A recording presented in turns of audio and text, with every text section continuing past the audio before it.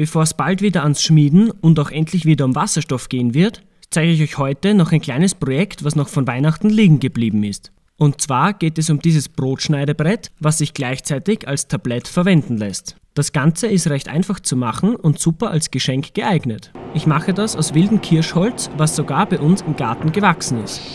Wer aber keine Hobelmaschine und Abrichter hat, der kann das zum Beispiel auch aus Multiplex machen.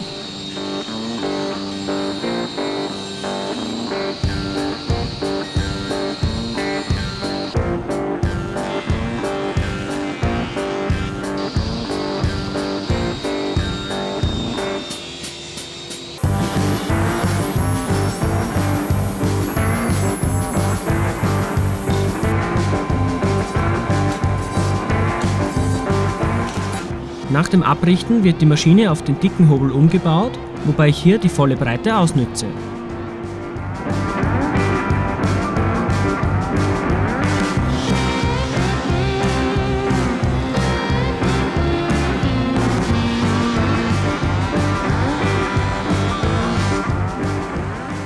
Die Aussparungen zum Greifen habe ich mit einem Dosenbohrer gebohrt. Die Schlitze im Rost habe ich penibel genau angezeichnet und am Ende die Löcher gebohrt.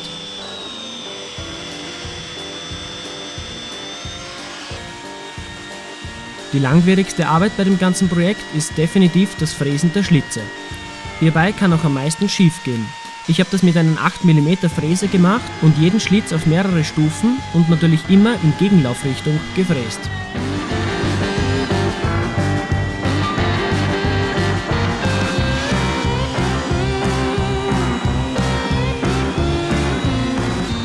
Dann schneide ich schon die Leisten fürs Tablett.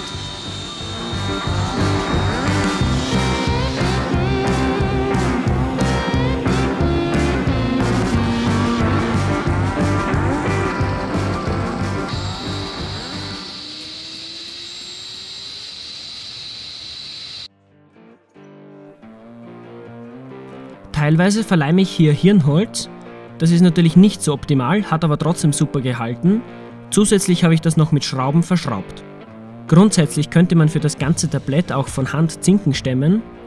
Das ist ein immenser Aufwand, das habe ich früher auch gemacht, aber nicht unbedingt notwendig.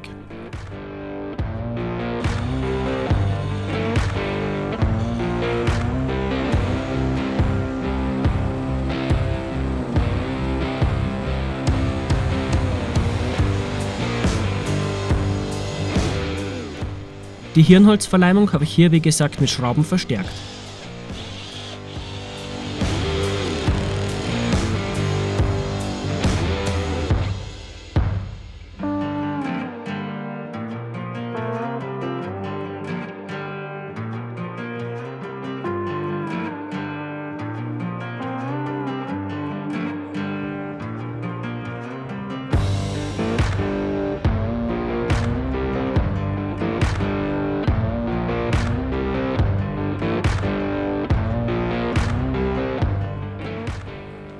Dann habe ich, was übersteht, alles von Hand verhobelt und alle Kanten gebrochen.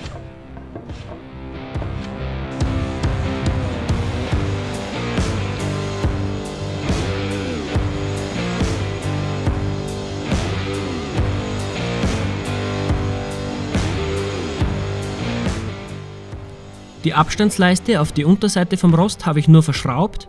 Hierbei ist es aber ganz wichtig, dass man vorbohrt und auch die Löcher vorsenkt.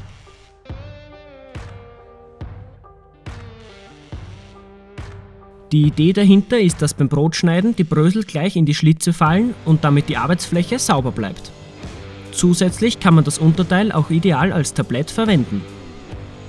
Noch als kleiner Tipp am Schluss: Wenn man mit so breitem Massivholz arbeitet, muss man bedenken, dass sich das immer nach der Luftfeuchtigkeit etwa ausdehnt oder zusammenschrumpft. Deswegen sollte man da auch genug Spiel bei den Teilen einplanen. Ich habe hier insgesamt 3 Stück davon gebaut, und zwar diese 2 hier und etwas später dann noch dieses. Viel Erfolg für die, was nachbauen wollen, und bis zum nächsten Mal.